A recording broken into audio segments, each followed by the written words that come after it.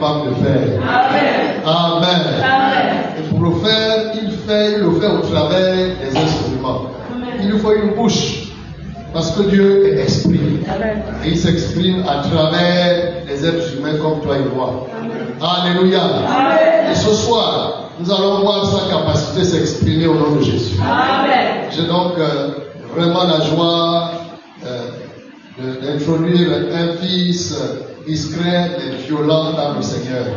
Est-ce qu'on peut dire Amen? Amen. Prions d'abord, rendons grâce à Dieu. Demandons au Seigneur de nous conduire, de nous inspirer. Élevons nos voix, prions le Seigneur. Rends grâce à Dieu. Élève ta voix, apprécie la grâce de Dieu. Élève ta voix, prie. Bénis le Seigneur. Dis-lui de te parler au travers de son instrument, au travers de son serviteur. Que Dieu te fasse du bien. Nous sommes venus prier. Et une bonne prière exige une bonne direction. Que sa grâce soit avec nous. Au nom de Jésus, nous avons ainsi prié et nous disons tous Amen. Amen. Aidez-moi, frères et sœurs, à recevoir ici notre prédicateur.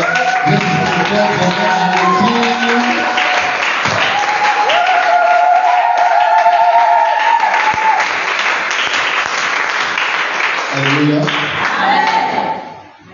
Oui, bonsoir, dans le précédent du Seigneur Jésus. C'est un immense honneur de bénir le nom des illustres personnes que vous êtes.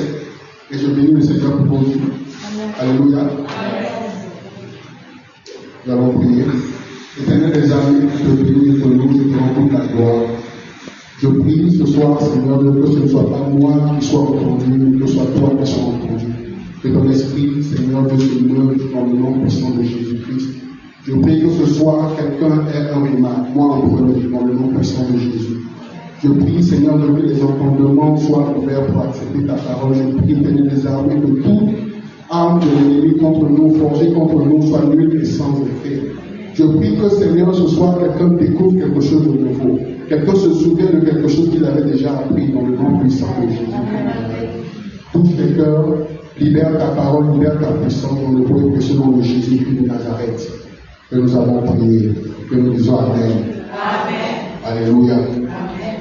Ce soir, nous allons, avant de commencer à prier, parce que c'est un soir de prière, c'est un moment où nous allons prier. Nous sommes dans le mois de la moisson. Alléluia. Et la petite exhortation que j'ai préparée pour vous, c'est sur les réalités spirituelles sur le champ de la moisson. Alléluia. Amen. Ce que nous devons d'abord savoir, c'est que Dieu nous a créés à son image. Alléluia. Amen. Et la Bible dit qu'il nous a créés, il a pris le sol, il a pris la terre et il a formé l'homme. Alléluia. Amen. Mais ce qui a donné la vie à l'homme, c'est son esprit. Alléluia. C'est quand Dieu a soufflé son esprit sur nous. Alléluia. Nous allons lire un texte de base, un premier texte de base pour pouvoir illustrer ce que nous voulons dire dans ce qui concerne les réalités spirituelles. Alléluia. Donc nous allons ouvrir nos Bibles dans le livre de Ésaïe, chapitre 55, versets 9 à 10. Alléluia. Ésaïe 55.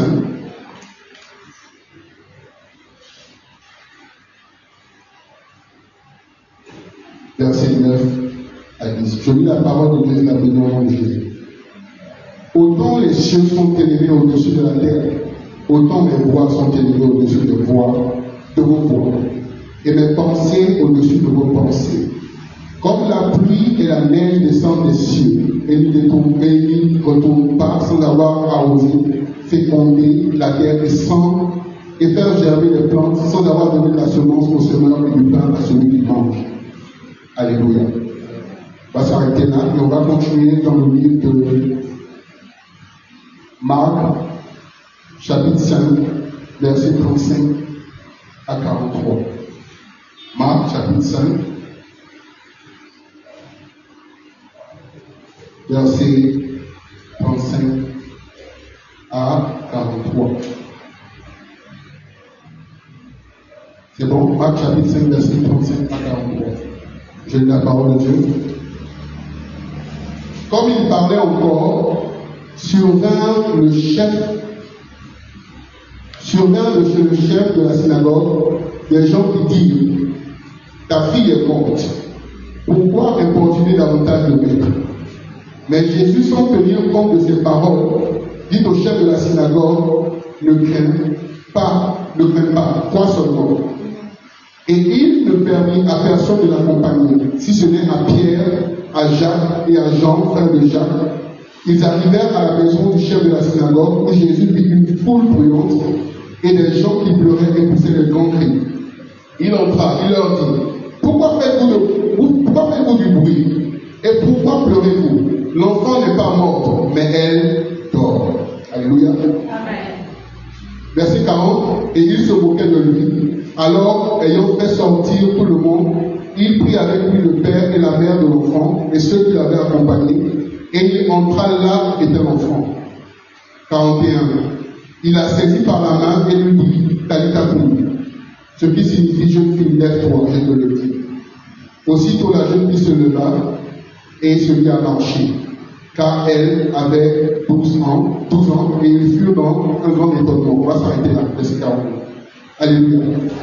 Premièrement, quand on parle de réalité, on parle de quoi?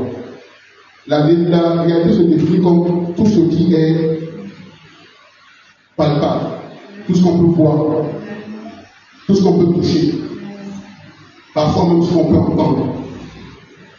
Elle se définit comme le caractère de ce qui existe effectivement.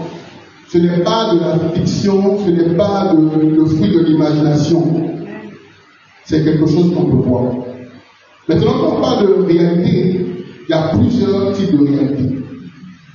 Il y a des réalités physiques que nous voyons sur la terre. Alléluia. Par exemple, si je commence à souffler comme ça, je vais sentir, ok, je vais sentir en fait cette chaleur, ça dépend souvent cette chaleur, souvent j'ai une fraîcheur sur mon corps. C'est réel pour moi. Alléluia. Maintenant, ce que nous devons comprendre ici, c'est que chaque royaume a ses réalités. Il y a les réalités du royaume de la terre et il y a les réalités du ciel. Alléluia. Et quand on parle des réalités spirituelles sur le champ de la moisson, c'est pour dire que quand on va évangéliser, il y a des choses qui vont se produire, il y a des choses qui vont se passer qui dépassent notre entendement, qui dépassent la réalité des hommes. Alléluia. Donc nous devons savoir que tout ce que nous faisons est un exercice spirituel dans le Seigneur. C'est-à-dire que dans le Seigneur, ce que nous faisons, nous ne devons pas appliquer en fait les réalités physiques, mais plutôt les réalités de Dieu. Dans le texte qu'on vient de lire, on a dit que les pensées de Dieu, les voies de Dieu ne sont pas les mêmes que les nôtres. Dieu ne voit pas comme nous, Dieu ne voit pas comme toi et moi, il ne voit pas comme le commun des mortels. Alléluia. La Bible dit qu'il est omniscient, il a toute la connaissance. Et on a vu Jésus dans le livre de Marc, chapitre 5. Il voit une fille qui est morte et il dit quoi? Il dit quelqu'un et on se moque de lui. Il parle de réalité spirituelle. Alléluia. Amen. Il parle de réalité spirituelle, il ne parle pas de réalité physique. Dans le physique, cette fille a été morte. Amen. Mais dans le spirituel, elle dormait. Alléluia. Et il faut que nous soyons conscients de ce fait-là. Nous sommes des êtres spirituels. C'est vrai que nous avons des corps, mais nous sommes des êtres spirituels. C'est pour ça que la Bible, il y a un passage de la Bible qui dit que ne fixez pas vos yeux sur les choses qui sont physiques, les choses qu'on peut voir parce qu'elles durent seulement pour un temps. Mais plutôt fixez vos yeux sur les choses qui sont invisibles, qui sont spirituelles parce qu'elles durent à jamais. Alléluia. Amen. Est-ce que vous savez que même ce qu'on appelle les mauvais esprits sont éternels jusqu'à ce qu'il y ait le jugement? Alléluia. Ils ne sont pas comme nous qui sommes dans une enveloppe charnelle qui est cette enveloppe charnelle-là va mourir. Alléluia. Et ça, ce sont les lois spirituelles. Alléluia. Donc quand on va évangéliser, il faut qu'on soit conscient de ces lois spirituelles. Alléluia. C'est très important. C'est très important de comprendre que tout ce que nous faisons pour le Seigneur, surtout l'évangélisation, doit se faire dans l'esprit, avec l'esprit et pour la gloire de Dieu. Pas pour la gloire d'un homme, pas pour être vu, pas pour se taper la poitrine et dire que moi j'ai pu parler à tel nombre de personnes, moi j'ai pu réunir tel nombre de personnes, mais c'est pour la gloire de Dieu. Alléluia. Et nous devons comprendre quelque chose. Il a dit dans sa parole que quand nous allons aller, des signes et des prodiges nous accompagneront. Et les signes et les prodiges dont on parle ici, ce sont les réalités spirituelles. C'est ce qu'on appelle les réalités spirituelles. Ce que les médecins ne peuvent pas faire. Amen. Quand vous allez voir un malade et que vous priez pour ce malade-là, qui était malade par exemple, qui souffrait par exemple du VIH, cliniquement parlant, médicalement parlant, on va dire que c'est impossible de soigner la personne, mais une prière emmène la guérison de cette personne. Amen. Ça, c'est une réalité spirituelle. Amen. Et il faut qu'on soit conscient de cela. Alléluia. C'est vrai qu'on va nous dire, et c'est vrai, de ne pas penser, réfléchir. Et même la Bible nous le dit, de ne pas réfléchir à ce que nous allons dire, ou de ce que nous allons parler. Alléluia. Amen. Mais une chose dont on doit être conscient, c'est du fait que quand nous allons aller, il va et il doit se passer quelque chose. Amen. Il va et il doit se passer quelque chose. Des choses qui sont de l'ordre, de l'étrange, qui sont de l'ordre du surnaturel. Des choses que l'oreille n'a jamais entendues. Amen. Que les yeux n'ont jamais vues. Amen. Vont se produire. Et ça va se produire à cause de quoi? À cause de notre conscience de ces réalités spirituelles. Il ne faudrait pas que nous allions évangéliser dans la chair. Amen. La Bible même dit quoi? La Bible dit que c'est l'Esprit de Dieu qui convainc. Alléluia. Et comment on peut partir prêcher sans l'Esprit de Dieu? Et on pense qu'on pourra convaincre quelqu'un? Non, on ne peut pas convaincre. Je ne peux convaincre personne. Je me souviens, le jour où j'ai reçu Christ, c'était en 2005, c'était un jour assez merveilleux. Celui qui m'a prêché, celui qui m'a parlé de l'évangile, a commencé à me dire beaucoup de choses. Il a parlé de choses tellement poignantes qu'à un moment je pensais qu'il avait le livre de ma vie devant lui. Et ce jour-là, sans me contrôler, pour la première fois de ma vie, j'ai commencé à pleurer comme un gamin. J'ai vu toute ma vie défiler devant moi et j'ai accepté le Seigneur. Alléluia. Ce sont des réalités spirituelles pour moi. Parce que cette personne a parlé avec quoi? Des paroles de connaissance. Amen. Dieu lui a dit, le Saint-Esprit lui a révélé en fait les portes de ma vie. Lui a parlé de certaines choses qui se passaient dans ma vie. Alléluia. Amen. Et quand on parle de réalité spirituelle dans la moisson, c'est de cela dont on parle. Je me souviens qu'il y a des années de cela, j'étais allé à un voyage d'affaires au Ghana. J'étais au Ghana, en ce moment j'étais au Ghana et je m'étais déplacé d'une ville à une autre. Donc après le rendez-vous, j'ai emprunté un taxi pour effectuer un voyage qui faisait une histoire de peut-être 30 à 45 minutes. Un petit voyage. Et je me souviens que durant le trajet, j'ai très souvent cette habitude-là, sauf peut-être ici à Libreville, souvent c'est pas évident, de voir quelqu'un dans le taxi et de commencer à évangéliser la personne. Et je me souviens que j'avais commencé à parler à ce chauffeur-là. Et tout d'un coup, comme dans mon propre cas, j'ai commencé à recevoir des paroles pour ce dernier. Et ce monsieur-là me dit, qui t'a parlé de ma vie? Je lui ai dit, c'est le Saint-Esprit, je ne te connais ni d'Adam ni d'Ève. Et je lui ai donné des détails qu'il ne peut pas comprendre. Et le problème, c'est que je ne le faisais pas sciemment, je ne le faisais pas en fait exprès ou bien de moi-même, mais c'était l'Esprit, en fait, l'Esprit de Dieu qui produisait cela. Ce que j'ai trouvé assez étonnant, c'est que quand je suis arrivé à destination, il ne voulait pas me laisser partir. Généralement, le chauffeur de taxi joue avec le temps. Mais ce monsieur-là ne voulait pas me laisser partir. Il voulait que je lui parle plus de ce Jésus. Amen. Donc, ça vous parle de réalité spirituelle. Si nous acceptons que la marche que nous avons, ou la marche dans laquelle nous sommes, la moisson dans laquelle nous sommes, si nous acceptons que c'est une moisson spirituelle et qu'il y a des réalités spirituelles. Nous allons voir le spirituel et le surnaturel se produire. Amen. Alléluia. Amen. Vous savez, quand on parle de réalité spirituelle, c'est de la folie. Pour les êtres humains, c'est de la folie. Je me souviens encore de ce même passage-là, où Dieu dit que ses voix ne sont pas nos voix, ni ses pensées ne sont pas nos pensées.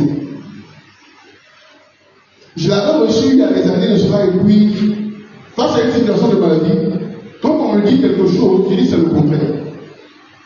Dès que tu me dis quelque chose, je te dis que c'est le contraire. Tu vois blanc, moi je vois noir. Tu vois noir, je vois blanc. Pourquoi? Parce que je me dis que la réalité de Dieu est différente de ce que toi tu me dis. C'est pour ça que quand on va sur le champ de mission et qu'on voit les gens qui sont dans la détresse, ils se disent qu'il n'y a plus d'espoir. Nous sommes là pour venir leur dire qu'il y a de l'espoir. Amen. Nous sommes là pour leur dire qu'au-delà de la maladie, il y a un Jésus qui guérit. Yes. Amen. Parce que la Bible même dit, c'est écrit dans le livre d'Ésaïe, ça a été annoncé par le prophète Ésaïe et ensuite ça a été répété par Luc, dans le livre de Luc. Il a donné en fait les raisons pour lesquelles Jésus-Christ est venu sur la terre. Il a été point pour faire quoi? Qu'est-ce qu'il a été point pour? Il a été point pour venir annoncer la bonne nouvelle. Et quand on parle d'onction, on parle d'esprit de Dieu. On parle d'esprit. Et quand on dit spirituel, c'est ce qui a trait à quoi? À l'esprit. Et il faudrait que nous soyons conscients de cela. Nous devons être des distributeurs. Nous devons être des distributeurs de rêves. Pourquoi je parle de rêve? Parce que ce qui a l'air d'être fou, c'est comme un rêve. Jésus est en train de dire à cette jeune fille-là, lève-toi. Il disait qu'elle dormait, les gens commençaient à se moquer d'elle, de lui plutôt. C'est de la folie. C'est de la folie. Et c'est comme ça que nous devons être. Amen. Nous devons être fous pour Jésus. Nous devons nous dire que c'est possible. Amen. Et vous savez une chose, nous pouvons le faire seulement que si nous nous alignons avec les pensées de Dieu. Amen. Parce que c'est lui qui va communiquer. La Bible dit qui peut, qui connaît l'esprit d'un homme, si c'est un homme, et qui connaît l'esprit de Dieu. Amen. Si c'est le Saint-Esprit. Yes. Pour connaître les voies de Dieu, il faut faire quoi? Il faut avoir cette communion-là avec le Saint-Esprit. Cette communication avec le Saint-Esprit. Donc, tu as cette communication, c'est un échange. Il parle, tu parles. Il parle, tu parles. Il te dit, mon fils, regarde cette dame. Elle a tel problème. Va vers elle. Regarde ce monsieur-là. Voilà ce qui se passe dans sa vie. Je veux que tu fasses quelque chose, tu interviennes dans sa vie. Ou plutôt, permettez-moi de rectifier, je veux intervenir dans sa vie au travers de toi. Parce que nous ne faisons rien. Amen. Amen. Sans la communication, sans la communion avec le Saint-Esprit, on ne pourra pas faire quoi? Évangéliser de manière effective. Nous ne pourrons jamais évangéliser de manière effective. Nous n'allons pas voir les signes et les prodiges. Nous n'allons pas voir les malades guéris. Nous n'allons pas chasser les démons. Parce que je vous assure que on pourrait arriver quelque part et être confronté à ce genre de situation-là. Et ce qui me plaît avec le Saint-Esprit, c'est qu'il est tellement bon que chaque fois qu'on est en face de situation difficile, ou même chaque fois qu'on va devoir rencontrer des situations difficiles, il est tellement prophète qu'il va nous le dire avant. Peut-être qu'on ne va pas comprendre, mais c'est quand on va arriver devant la situation qu'on va se dire, Saint-Esprit, tu me l'avais dit. Et ça, c'est seulement quand on a cette communion-là. Et j'aime le Saint-Esprit pour ça parce qu'il t'annonce toujours. Il t'annonce toujours les couleurs, il t'annonce toujours ce qui va se passer. Il est toujours là au bon moment, au bon endroit, et il fait. Il accomplit l'œuvre de Dieu. Il accomplit les promesses de Dieu dans la vie de quelqu'un. Et il a besoin que toi et moi nous nous levions pour aller faire quoi? Pour aller prêcher cet évangile. Et nous avons besoin de cette communion. Sans cette communion-là, c'est impossible. Impossible de pouvoir voir le spirituel à l'œuvre, de pouvoir voir le surnaturel à l'œuvre, de pouvoir faire en sorte que ces choses-là qui sont folles là deviennent des réalités. Parce que vous savez quelque chose, quand Jésus disait que la fille dormait, c'est devenu une réalité plus tard, quand les gens ont vu cette fille en debout. Alléluia. C'est devenu une réalité quoi? Physique, quand ils ont vu cette fille là debout. Papa a l'habitude de dire ici que les choses s'opèrent d'abord dans le surnaturel, avant le surnaturel, se matérialiser dans le monde physique. Ce que tu ne vois pas, tu ne peux pas faire quoi? Posséder. On ne parle pas de vision physique, on parle de vision quoi? Spirituelle. Donc il t'est impossible, il m'est impossible de pouvoir posséder quelque chose que je ne vois pas, que tu ne vois pas. Cela est impossible. Donc nous devons commencer à changer notre mental en nous disant que quand nous allons partir, quelque chose va se passer. Amen. Quelque chose va se passer. Amen. Quelque chose va se passer. Et je disais tout à l'heure, ils sont des gens qui doivent donner l'espoir. Ils sont des apporteurs de solutions. Il y a des apporteurs d'affaires, nous sommes des apporteurs de solutions. Amen. Vous savez, le monde est tellement dans la détresse. Même nous-mêmes, parmi les chrétiens, on a beaucoup qui rencontrent des difficultés. On rencontre des difficultés. Et c'est tellement, souvent c'est tellement difficile même de l'autre côté qu'on a du mal à croire. Mais je vais vous faire une confiance. Je vais vous faire une confiance. Il y a des années, Dieu m'avait montré quelque chose. Et je ne comprenais pas. J'avais constaté que je priais pour quelque chose et Dieu ne m'exauçait pas. Je priais pour quelque chose ardemment et Dieu ne m'exauçait pas. Mais les gens m'appelaient à 3h du matin. Je dis, mais je ne suis pas pasteur, il y a le pasteur, appelle le pasteur. Et je ne sais pas pourquoi, c'est moi qui appelais. Il m'appelait à 3h du matin, 2h du matin, 4h du matin, le frère, prions ensemble. Prie pour ma situation. Et à un moment, je me disais, comme je respecte Dieu, comme j'aime Dieu, je vais prier. Et quand on priait, ce qui se produisait, c'est que le gars me rappelle, les personnes me rappelaient le lendemain ou bien les jours plus tard. Oh non, tu es un homme de Dieu, tout ce que tu as dit, tu as prié. Moi, je ne me souviens pas de ce que j'ai dit dans la prière. Parce que généralement, je priais quoi? Dans le sommeil. Vous voyez? Et Dieu exauçait leur prière. Jusqu'à ce que des années plus tard, Dieu a exaucé ma prière. C'est pour dire quoi? Faisons fi de nos problèmes. Laissons nos problèmes de côté. Tout ce qui est bagage, tout ce qu'on considère comme un fardeau, mettons ça. Déchargeons-nous sur lui et lui va nous utiliser pour les autres. Après nommé, autant voulu, il nous exaucera. Amen. Et c'est une vérité, qu'on le veuille ou pas, c'est une vérité. La Bible dit que le faire aiguise le faire. La contenance d'un homme, la contenance d'un autre. C'est pour dire quoi? Tu es la réponse à la prière de quelqu'un. Tu es la réponse à la prière de quelqu'un. Dieu ne veut pas que nous soyons des personnes égoïstes. Si Jésus était égoïste, il n'allait pas venir mourir à la croix. Il est venu mourir pour toi, pour moi, pour nous tous, même pour nos arrière-petits-enfants qui ne sont pas encore là. S'il était égoïste, il n'allait pas le faire. Donc, à un moment, ne regardons pas ce qui n'a pas encore été exaucé, mais regardons ce que Dieu va faire dans la vie de l'autre. Et mettons-nous, disposons-nous, et nous allons voir les réalités spirituelles. Et vous allez voir quelque chose. Quand vous allez voir ces réalités-là, quand vous allez voir les miracles, ça va vous donner plus de force.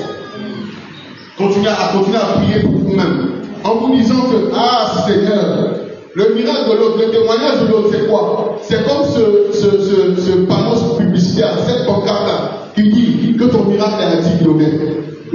Qui dit que ton miracle est quoi? À 2 km. Au fur et à mesure que tu avances, tu vas maintenant, ton miracle est à 1 km. Ton miracle est à quoi? À 30 mètres. Ton miracle est là. Amen. Ne regardons pas nos problèmes, on a tous des difficultés. Mais sachant que le fait qu'on ait des difficultés, le fait qu'on ait des choses qui nous empêchent de pouvoir faire quoi? De pouvoir vivre pleinement sur cette terre-là, ne veut pas dire que Dieu ne peut pas nous utiliser. Amen. Dans notre monde, il nous utilise. Amen. Yes. Quand nous sommes dans l'abondance, il peut encore nous utiliser. Amen. Quand je parle de difficulté, je ne parle pas de péché.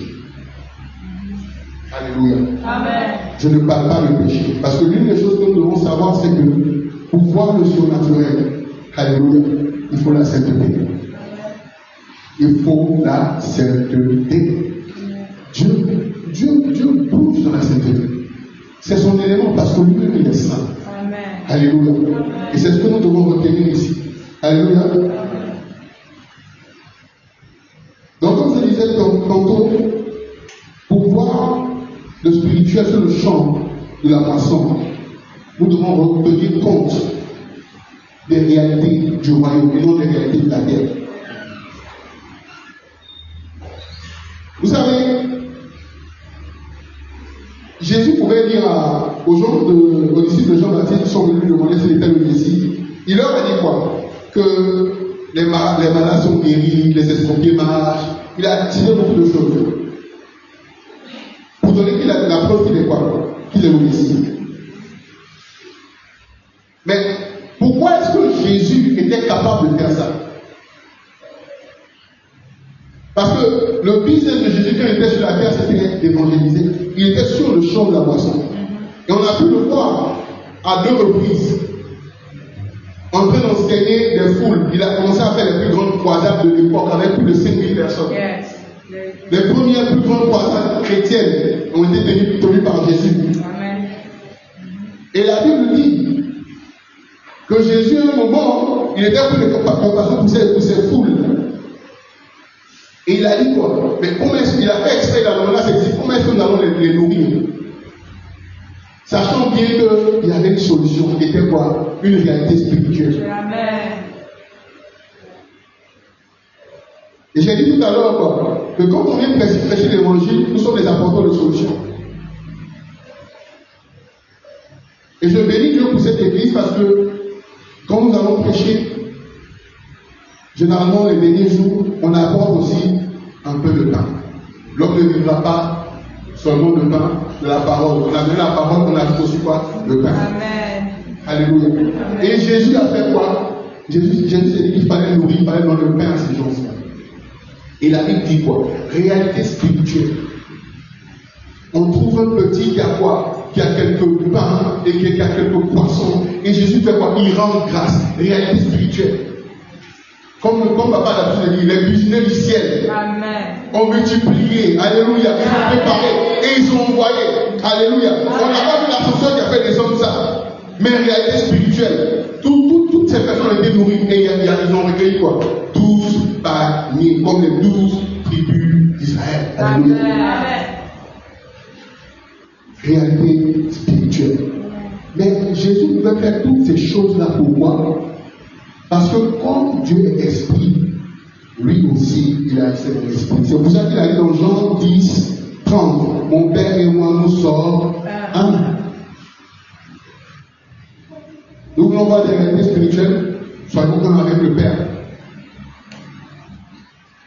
Soyons un avec lui, nous allons voir de grandes choses. Nous allons voir de grandes choses.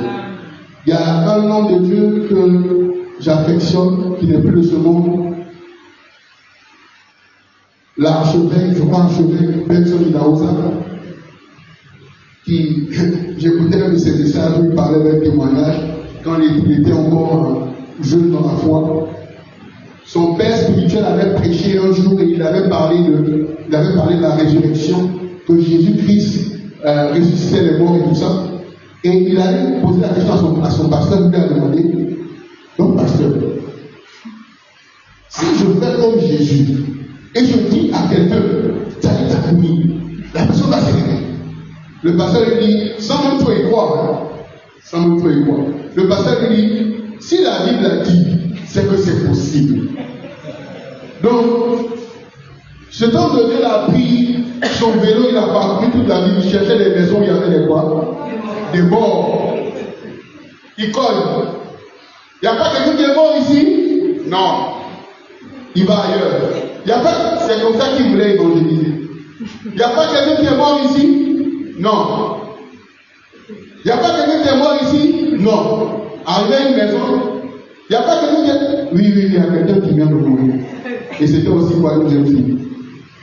Il est entré dans cette maison-là et il ne savait plus quoi faire.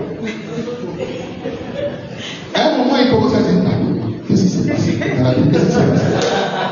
Et il commence à se souvenir que Jésus avait fait quoi? Il avait fait sortir tout le monde. C'est comme ça qu'il a fait sortir tout le monde. Et il a prié pour cette jeune fille. À son grand étonnement lui-même, la jeune fille s'est réveillée. Yeah. Amen. On parle de réalité spirituelle. On parle de réalité spirituelle. On ne parle pas de réalité physique. Yes. Les gens, ils doivent nous prendre pour des fous. On nous dit qu'on est stupide ou quoi. Je dis tous les jours aux gens. Je disais à l'un de mes neveux hier. Alléluia.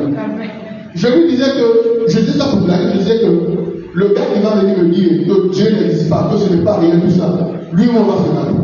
Désolé de le dire, je dis ça en blaguant. Je ne suis pas du genre.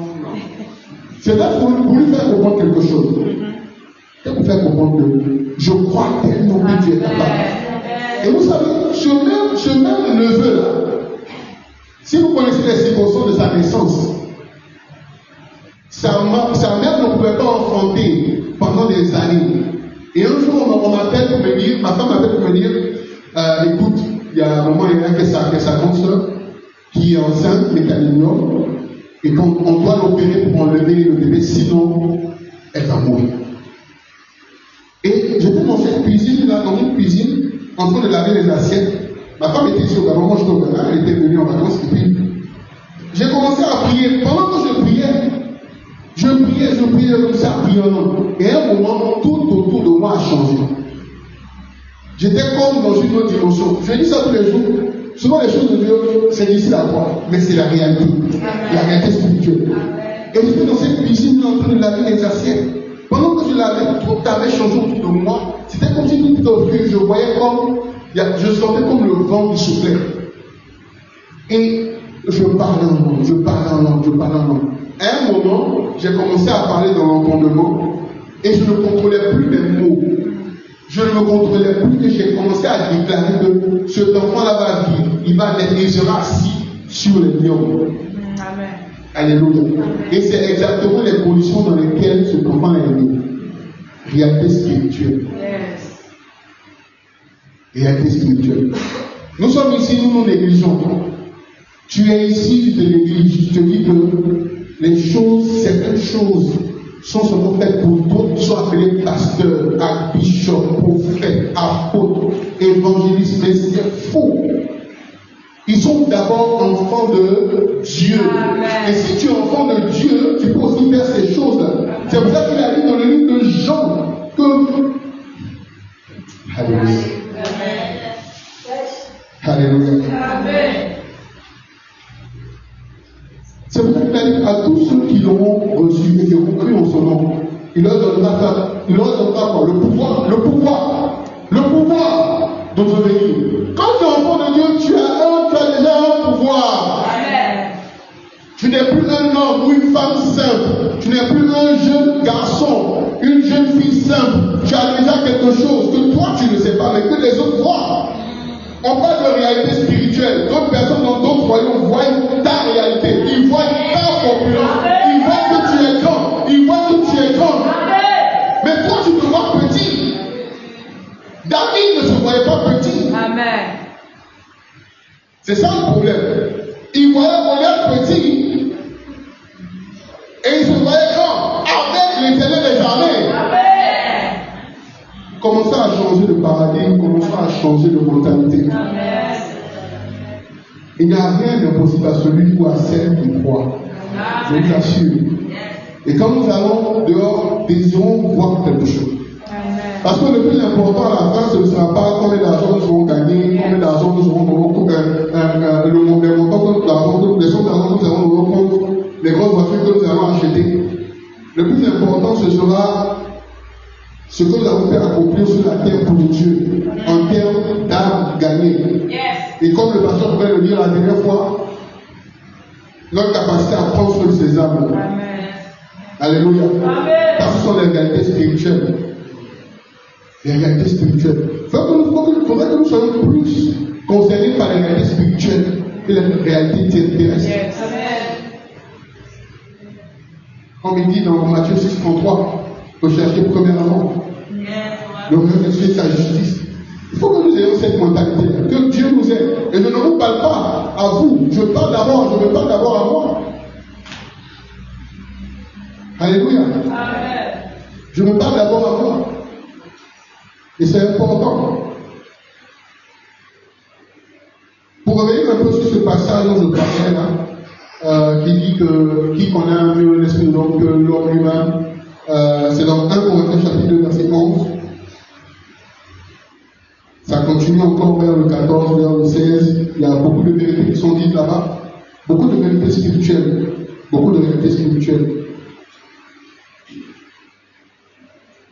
Vous savez,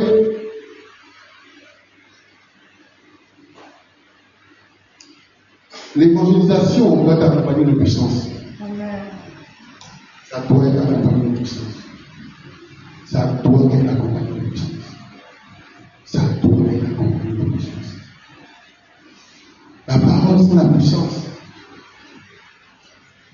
Et cette puissance-là peut l'avoir, on doit forcément faire un avec Dieu, avec le Saint-Esprit, pas avec autre chose.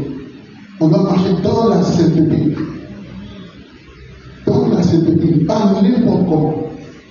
Si nous le faisons, nous allons voir cette puissance-là. Alléluia. Amen. Si nous le faisons, nous allons voir cette puissance-là. Et nous allons voir que ce sera plus facile pour nous de pouvoir avoir même la réponse à nos prières. Amen. Je me souviens un jour, papa Samuel me disait dans le bureau que mon fils Germain, il sait que la solution à tes problèmes, c'est le service. Et j'ai dit, oui, papa, je le sais. Ça avait l'air un peu prétentieux de le dire ainsi. Mais vous savez pourquoi j'ai dit oui, je le sais? Parce que j'étais assis quelque part là pendant le service et la louange de l'adoration, et j'ai entendu Dieu me le dire, le service. Avant ça, ma femme aussi me l'avait dit.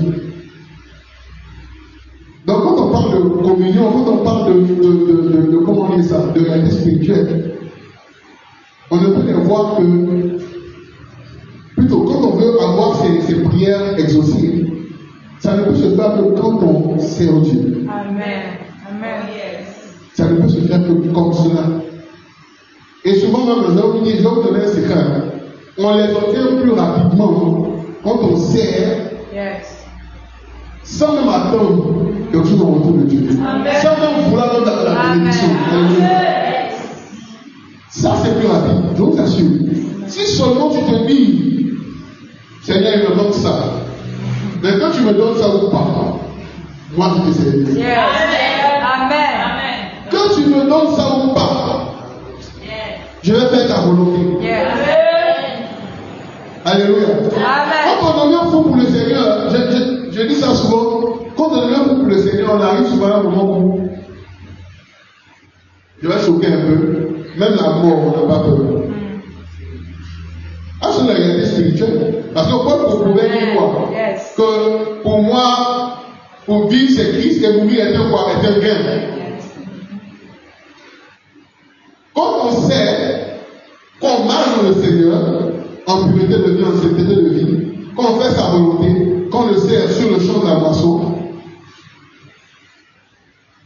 excusez-moi de dire, on n'a pas peur de mourir. Amen. Vérité. Yes. On n'a pas peur de mourir. Et ça fait partie des réalités spirituelles. On n'a pas peur, parce qu'on sait que c'est un gain. À la fin, on va aller voir qui le paie. On aura quoi? On aura notre villa. Hein? C'est ça, non? C'est ce que la Bible dit, c'est pas moi qui le dis. Amen.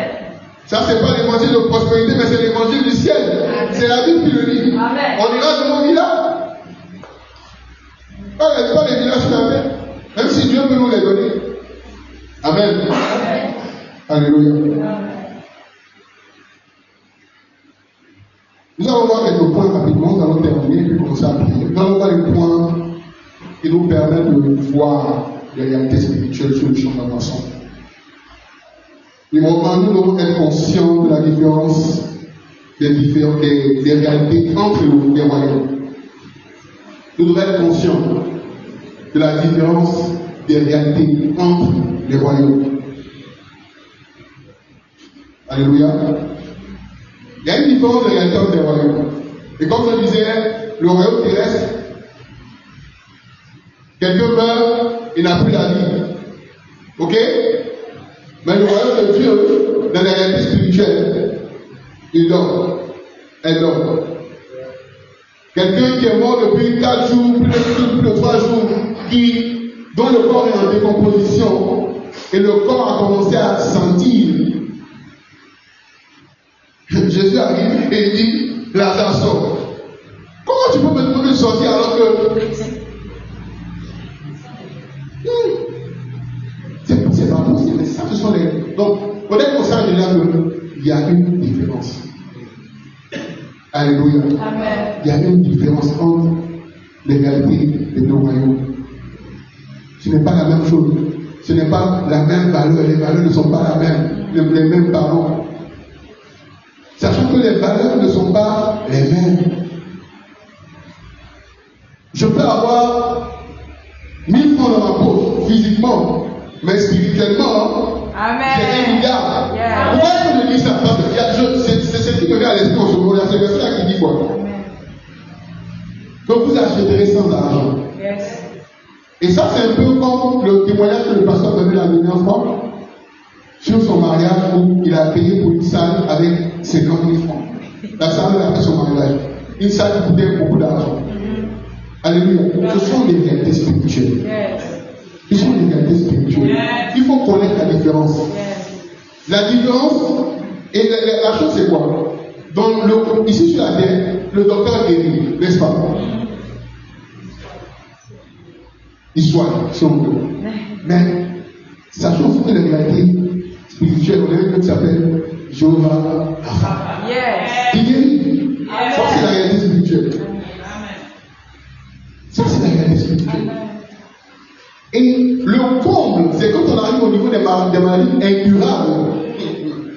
Ou même si on prend le cas de ma belle-sœur, à qui on disait qu'on devait enlever le bébé, sinon tout qu'on fait, il devait mourir parce que il restait là, les gens allaient l'engloutir. Donc il fallait l'enlever, et il allait aussi mourir parce qu'elle n'avait même pas encore, je ne pense pas qu'elle avait même 4 mois. Vous voyez, et quand on arrive dans des cas impossibles comme ça, qui d'autre pouvons nous appeler si ce n'est Jéhovah? Et quand on arrive sur le champ de la moisson et qu'on a des cas comme ça, là, on doit se rappeler qu'on a un Dieu qui est omnipotent. Alléluia. Et qui peut apporter la solution. C'est pour ça que quand je marche comme ça, je sais que je ne suis pas le frère Germain, mais je suis l'ambassadeur de Dieu. Je suis l'ambassadeur de Christ. Qui apporte la solution de la vie de quelqu'un, de la vie d'une soeur, de la vie d'un frère, de la vie de quelqu'un que je ne connais pas, mais à qui j'ai commencé à prêcher l'évangile. Alléluia. Deuxième point, nous devons accepter d'être utilisés par le Saint-Esprit lorsque nous sommes sur le champ d'évangélisation. Nous devons accepter d'être utilisés par le Saint-Esprit. Pourquoi est-ce que je parle d'acceptation? Vous savez, parfois on va entendre les Saint-Esprit nous dire quelque chose, on va douter que c'est le Saint-Esprit. On va douter que c'est l'Esprit de Dieu qui nous parle, qui nous dit de faire comme ci, de faire comme ça, ou bien de parler à telle, ou de parler à telle personne. Mais nous devons accepter. Et une bonne chose, c'est quoi? C'est que les vrais enfants de Dieu qui sont exercés, ils reconnaissent la voix de leur berger. Alléluia. Ils reconnaissent la voix de leur berger. Donc quand ils savent que c'est le berger, ils sont obligés, nous sommes obligés d'accepter et de faire ce que nous devons de faire. J'ai un de mes frères qui est pasteur aujourd'hui, qui est au Ghana. On allait prêcher en fait tous les samedis. Et je me souviens qu'un samedi, quand on allait prêcher, parce qu'on faisait des projections, on était extrême, on faisait des projections sur les images qu'on avait envoyées sur YouTube qui parlaient du ciel et de l'enfer. Alléluia. Ah. Donc, je me souviens que après la projection, beaucoup de gens sont venus, ont donné leur vie à Christ et tout ça. Et il y a une personne qui est venue avec, je crois, une plaie presque incurable. Il soignait, il allait à l'hôpital, rien ne se passait. Et le frère, je n'ai rien compris. Je n'ai rien compris. Le pasteur, le frère à l'époque, s'est baissé. Il a pris, parce qu'on faisait ça à l'air, il a pris un peu de sol, il a craché dessus. Il a collé sa tête sur la plaie. Alléluia. Après, on a parlé de leur question. Frère, qu'est-ce qui s'est passé? C'est ce que j'ai entendu le Saint-Esprit dire. Vous savez, personnellement, je n'étais pas choqué. Pourquoi je dis que je n'étais pas choqué? Parce que le Saint-Esprit parle et je sais qu'il parle. C'est pas parce qu'il ne va pas parler qu'il ne parle pas à l'autre. Alléluia. Amen. Et par la grâce de Dieu, ce frère, la plaie est guérie. Amen. Voyez un peu. Souvent, ce sont des choses folles qui viennent confondre les sages de ce monde que Dieu utilise. Amen. Mais ce sont des réalités spirituelles. Donc, nous devons accepter d'être les canaux par lesquels Dieu passe. Amen. Vous devez accepter. C'est simple. Aussi simple que ça. Nous devons accepter. Nous devons accepter. Souvent, ce sont des choses que nous n'allons pas comprendre. Comme le pasteur disait la dernière fois, il parlait de Smith Wigglesworth. C'est un homme de Dieu américain qui est déjà décédé il y a des années de cela. Et lui, pour guérir les gens, parfois, c'était le coup de poing. Et il fallait qu'il accepte ça. Alléluia. Ça a l'air étrange, mais ce sont des réalités spirituelles. Ça a l'air étrange. Mais une chose de sûr, c'est qu'on doit s'exercer à entendre et à reconnaître la voix du Père. Pour ne pas faire des bêtises. Alléluia. Mais nous devons accepter. Quand nous savons que c'est Papa qui parle, nous devons obéir. Alléluia. Le troisième point, nous avons terminé, nous avons commencé à prier. Nous devons avoir la foi qu'il n'y a rien d'impossible à Dieu. Amen. Et que Dieu peut nous utiliser pour accompagner, pour accomplir les choses qui sont humainement impossibles. Parce qu'il ne fait exception de personne. Parce qu'il ne fait exception de personne. Nous devons avoir la foi qu'il n'y a rien d'impossible à Dieu. Et que Dieu peut nous utiliser pour accomplir des choses qui sont humainement impossibles. Parce qu'il ne fait exception de personne.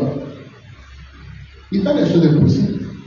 Comme on dit, non, Dieu qui ne fait que de grandes choses, comme la sœur Greta a dit de dire.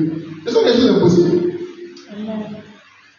Ce sont des choses impossibles, des choses que l'homme ne peut pas faire. Et nous devons avoir cette foi que quand nous allons aller sur le champ de la moisson, des choses impensables, inimaginables vont se passer. Et que Dieu peut et il va t'utiliser, il va m'utiliser, il va nous utiliser. Et nous allons voir le miraculeux, le spectaculaire. Alléluia. Et c'est important.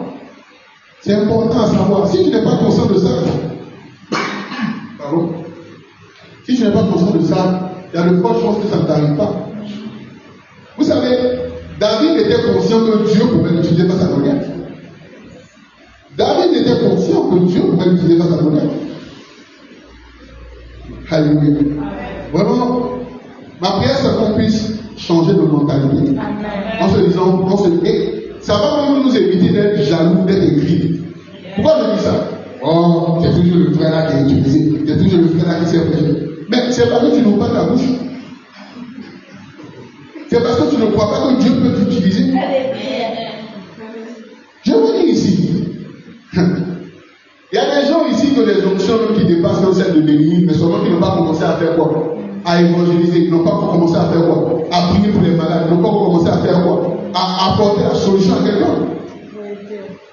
Quand tu commences à parler, lui-même met des paroles dans ta bouche. Amen. Je vais vous donner un exemple palpable, simple. Quand j'ai préparé ce message-là, Je ne me voyais pas en train de parler comme je vous parle. Sérieusement. Ça, c'est l'exemple le plus palpable. Je ne me voyais pas en train de vous parler comme je vous parle. Je suis ici, je vous dis, je suis shooté au Saint-Esprit. Sérieusement, je vous dis. Non, je vous dis la vérité. Je ne suis pas en train de raconter des femmes. En temps normal, je ne suis pas quelqu'un qui parle comme ça. Hein. En temps normal, non. Pour dire que Dieu ne fait exception de personne. Lève-toi, commence. Amen. Quand tu vas, ne sois pas timide parce que tu n'as pas reçu l'esprit de timidité. N'aie pas peur parce que tu n'as pas reçu l'esprit de peur. Mais sois puissant parce que tu as reçu l'esprit de puissance. Et tu vas avoir l'énergie. Laisse-le agir. Efface-toi. Même Jean-Baptiste, à un moment, s'est effacé devant Jésus. Il a dit que je dois décroître pour que tu puisses croire. Alléluia. Il ne fait acception de personne et il va et il peut t'utiliser. Amen. Amen. Alléluia. Nous allons tenir les mots. Nous allons prier. Parce que nous sommes venus prier. Amen. Amen.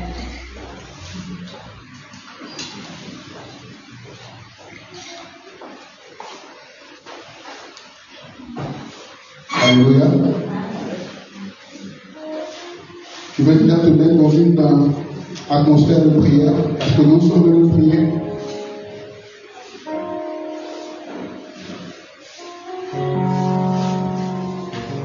Ce soir, tu veux lever ta voix. Tu veux demander au Seigneur de t'accorder d'avoir une vie de sainteté. Une vie de sainteté. La Bible dit que ce sont les petits renards qui détruisent la vie. Souvent, il y a des petites choses qu'on écrit, on se dit, bon, voilà, Dieu peut faire avec. Mais Dieu ne va pas faire avec.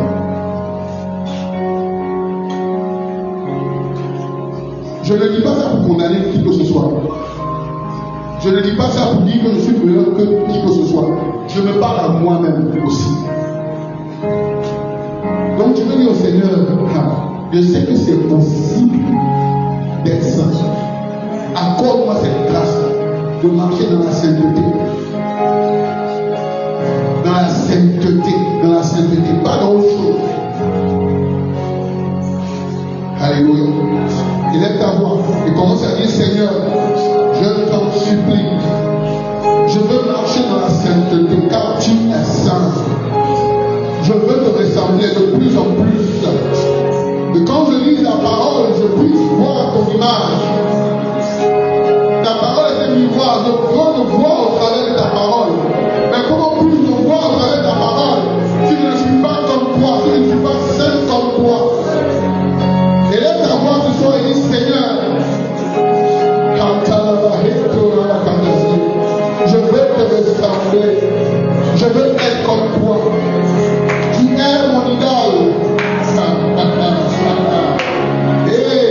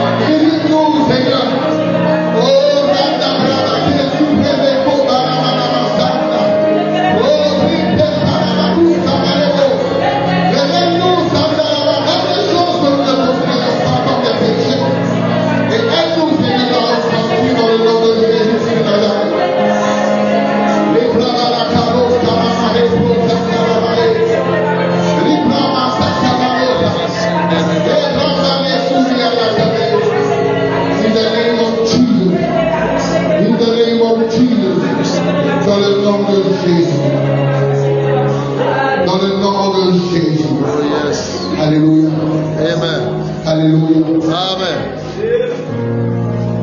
Nous voulons encore prier. Nous voulons prier pour une communion, une communication sincère avec le Saint-Esprit. Alléluia. Amen. Je veux dire, Saint-Esprit, saisis-toi de moi. Je veux être un témoin en tout temps, en toute occasion, en tout lieu. Même quand je me trouve dans le taxi-bus, donne-moi le courage de parler et communiquer. Parle-moi des situations difficiles, des cas difficiles, afin que tu puisses intervenir. Ce n'est pas moi qui vais intervenir, mais c'est toi qui vas intervenir. Alléluia. Commence à demander cette communion, cette communication, ce partenariat sincère avec le Saint-Esprit.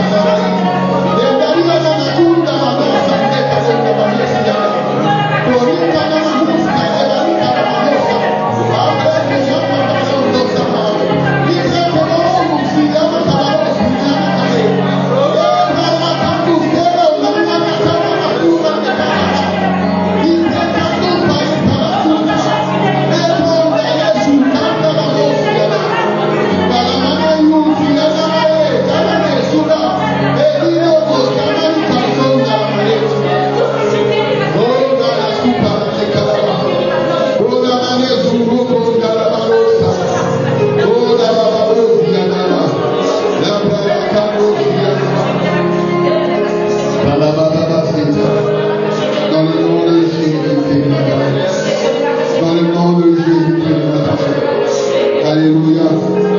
Alléluia. Nous voulons encore prier. Alléluia. Nous voulons prier encore concernant le Saint-Esprit. Alléluia.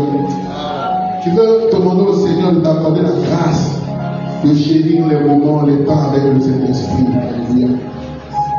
Tu veux dire, Seigneur, accorde-moi cette grâce-là de chérir, de chercher, de toujours de chercher à titiller le Saint-Esprit. Saint-Esprit, viens, on va converser. Viens, on va parler. Viens me parler encore, viens me rappeler des paroles de Jésus. La Bible nous dit qu'il ne vient pas nous parler de lui-même, mais il vient nous parler, témoigner de Jésus. Tu me dis, accorde-moi la grâce de chérir. Parce que tout ce que nous faisons pour le Seigneur et pour le Seigneur ne peut se faire que par la présence, que par la puissance du Saint-Esprit. Et tu me dis, Seigneur, accorde-moi cette relation qui va faire en sorte que le Saint-Esprit soit toujours content d'être avec moi, d'être présent avec moi. Tu me dis, aide-moi à chérir simplement que je passe à sa présence.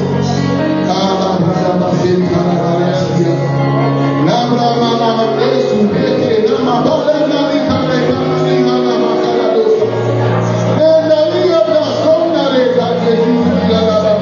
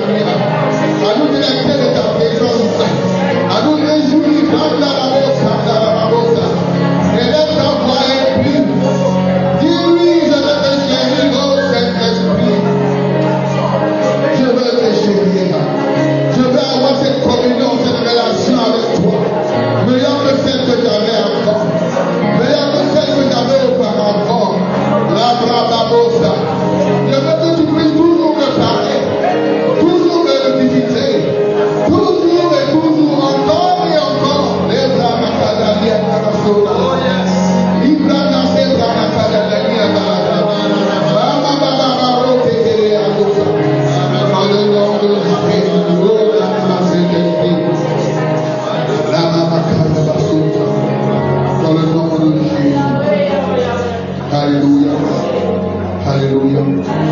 Alléluia. Alléluia.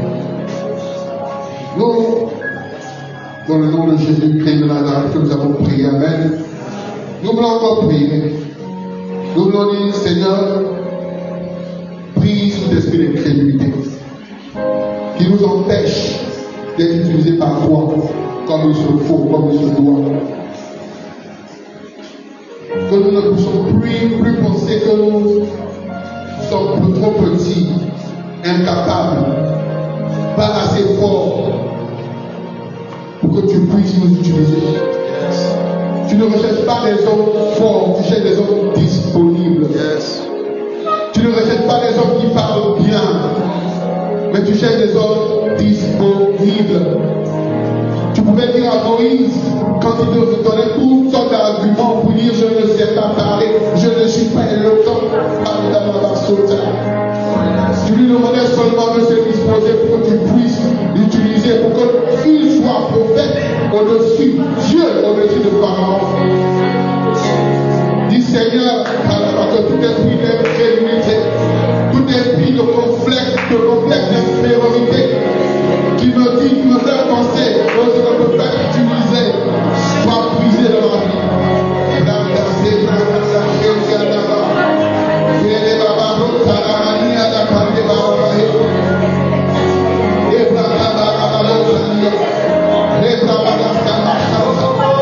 Brise en nous, Seigneur, tout esprit d'incrédulité, tout complexe d'infériorité, toute chose qui nous fait dire que nous sommes petits, qui nous fait parler comme géants, qui nous fait parler qui nous agenouiller, tout esprit de divinité, tout esprit de découragement,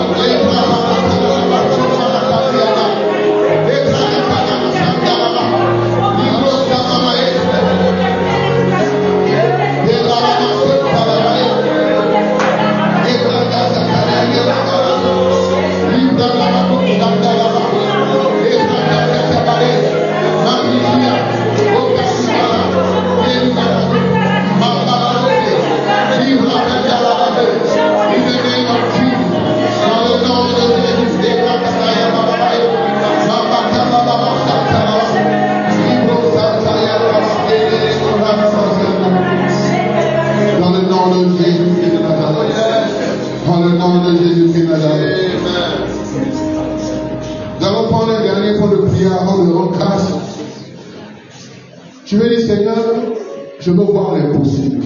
Yes. Je veux posséder l'impossible.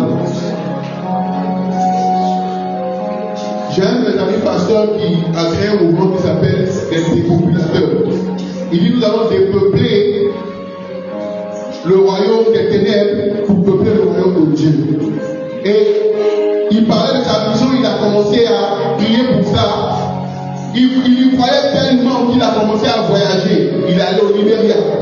Il est allé dans plusieurs pays, au Kenya, pour dépeupler le royaume des ténèbres, afin de peupler le royaume de Dieu. Alléluia. Tu veux dire ce soir, Seigneur, je veux voir l'impossible, je veux voir les malades guéris. Je veux voir mon père se brûler. Je veux voir ma famille sauvée. Je veux voir mes collègues transformés. Ça a l'air impossible. Ça a l'air difficile, mais ce n'est pas impossible. Et là, tu vas dire, Seigneur, aide-moi, aide-moi, aide-moi. Je veux voir l'impossible se concrétiser. Je veux voir l'impossible devenir réalité. Quand tu pries, il y a quelque chose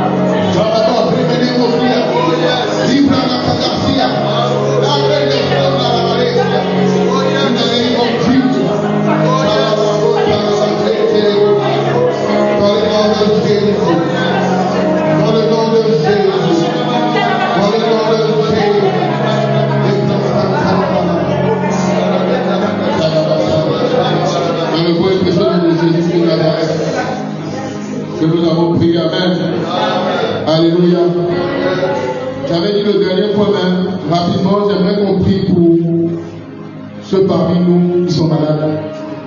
Que ce soit ceux qui sont présents, ceux qui ne sont pas présents, ou les membres de nos familles qui sont malades. La Bible dit que par ces blessures et ces meurtrissures, on parle des meurtrissures de Jésus-Christ, nous sommes guéris. Tu veux commander la guérison.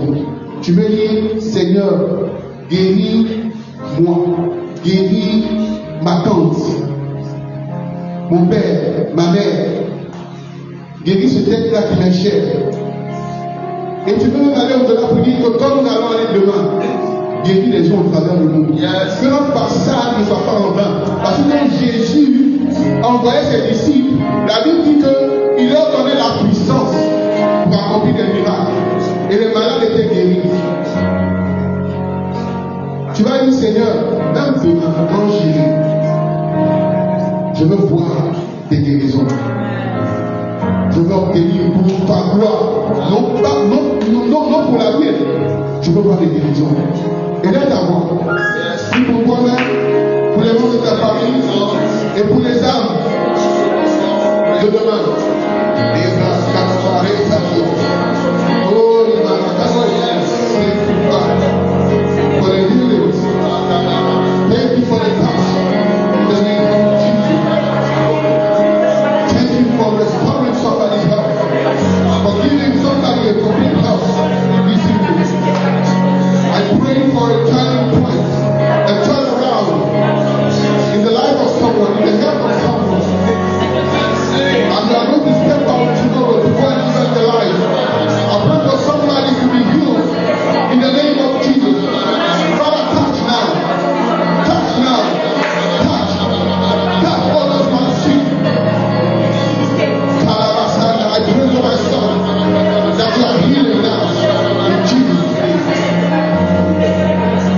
I pray for my brother that you are touching now in Jesus' name.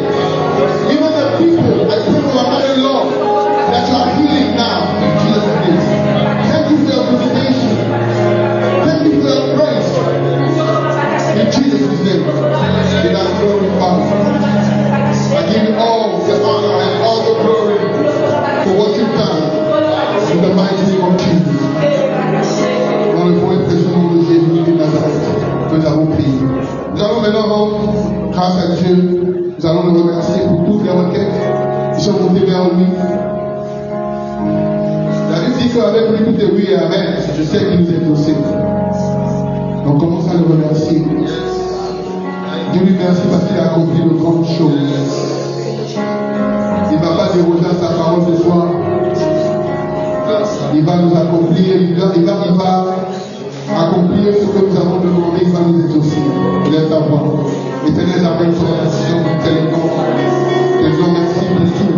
Seigneur, toutes ces prières que tu as exaucées, nous remercions que tu nous aies, Seigneur, accordé la capacité de marcher dans une sainteté de vie sans pareil, sans semblable. Nous te ressemblons à partir d'aujourd'hui dans le nom de Jésus. Nous te remercions parce que tu nous accordes la grâce, Seigneur, d'avoir cette communion avec le Saint-Esprit. Nous te remercions parce que tu nous accordes la grâce, Seigneur, de dépouiller de tous ces esprits d'incrédulité et de complexe infériorité. Nous te louons, nous te rendons ta gloire. Sois exalté. Sois honoré dans le bon et précieux nom de Jésus-Christ.